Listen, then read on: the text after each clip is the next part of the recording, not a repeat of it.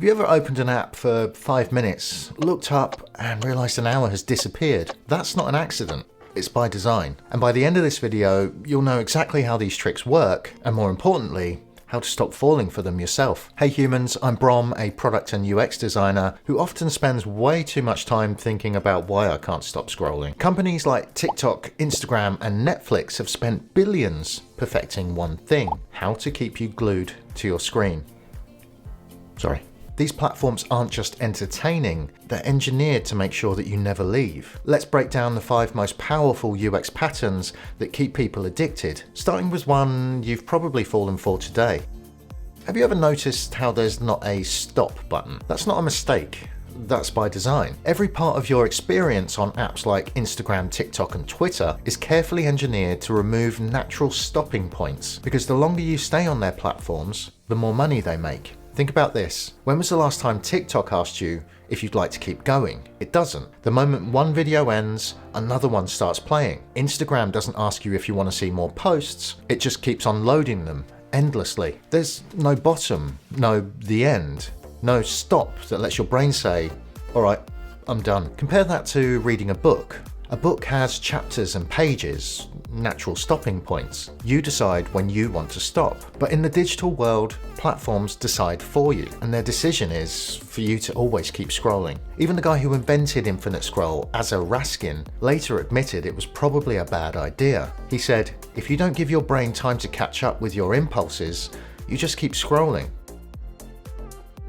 Ever posted something and then checked back like 20 times to see how many likes you've got? That's because apps like TikTok and Instagram work just like slot machines. This isn't just a coincidence. Companies design apps using something that's called the hook model. In the book Hooked, Nir Eyal explains that variable rewards, or rewards that are unpredictable, are the most powerful ways to keep users coming back. Just like a gambler pulling on a slot machine handle hoping for a big win, you keep refreshing Instagram hoping for a flood of likes. I know I do this very thing with my own YouTube channel. Ooh, a new subscriber. A 2024 article by Verywell Health reported that Americans check their phones 205 times a day. That's about once every 7 minutes. And it's no accident. Social media and app notifications are designed to exploit variable rewards, which is the same principle that makes slot machines addictive. Every time you refresh your feed or check your notifications, you don't know what you'll get.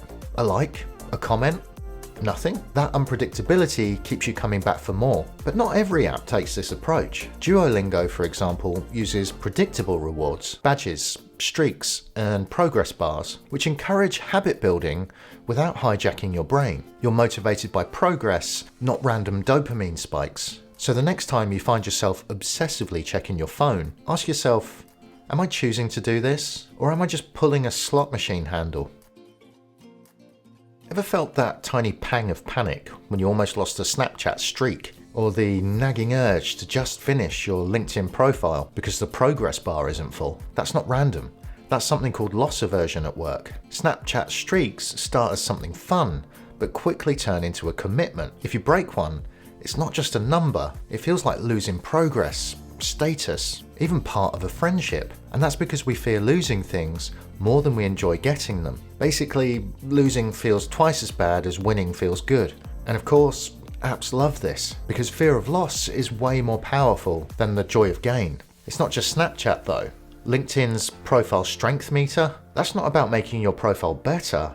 It's a nudge to keep you engaged. Duolingo's keep your streak alive reminders, great for motivation, but also designed to guilt you into returning. The goal isn't to help you as much as it is to make sure you don't stop. Having said all that though, some apps do respect your time. Headspace, for example, encourages its users to build a meditation habit, but it doesn't punish you if you miss a day. Instead of making you feel like a failure, it focuses on helping you rebuild momentum at your own pace. A small but powerful shift. Ever noticed how Instagram notifies you when someone goes live, even if you don't interact with them very often? Or how WhatsApp shows you when your contact was last seen? These features aren't just for your convenience, they're designed to trigger the fear of missing out, or FOMO. FOMO is a powerful psychological driver that social media platforms leverage to increase user engagement. Studies have shown that up to 56% of social media users suffer with FOMO, leading them to check the platforms more frequently. These notifications create a sense of urgency, making you feel that if you don't check them now, you'll miss out on something important. This design style taps into our natural aversion to missing out, encouraging us to spend more time on these platforms. WhatsApp's last seen and typing indicators add another layer, introducing social pressure. You're not only worried about missing out, but also how others perceive your responsiveness, or lack of. Next time you receive a notification about a live video or see an Active Now alert, consider whether it's actually truly important to you or if the app is manipulating your fear of missing out.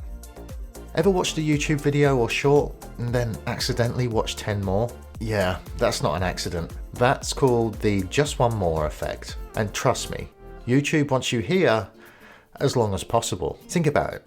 When a YouTube video ends, YouTube doesn't ask, "Are you done?" Nope. Instead, the next video is loading and perfectly chosen to keep you watching. And if you don't hit stop within 5 seconds, the video starts playing. It's a micro deadline, a tiny moment of pressure where your brain has to decide what to do right now. And 9 times out of 10, you probably let it play. Netflix pioneered this technique with binge watching. When they introduced the next episode autoplay, viewing time shot up exponentially. Why? Because it removes friction, the small effort it would take to stop, think and say, "I'm done for today." And YouTube? They've taken this even further. Their recommendation algorithm isn't just picking random videos, it's learning exactly what will keep you watching. It's predicting your next click before you even know it. At this point, you're probably not just using the platform, it might be using you. But now that you see the game, the real question is, what will you do with this knowledge? Because the issue is not whether these techniques work, it's whether we should use them. If you're a designer, do you build for engagement at any cost? And if you're a user, how do you fight back? Which of these patterns have you fallen for? Drop a comment. I bet one of them got you today. In the meantime, keep calm, stay creative, and I'll catch you in the next one.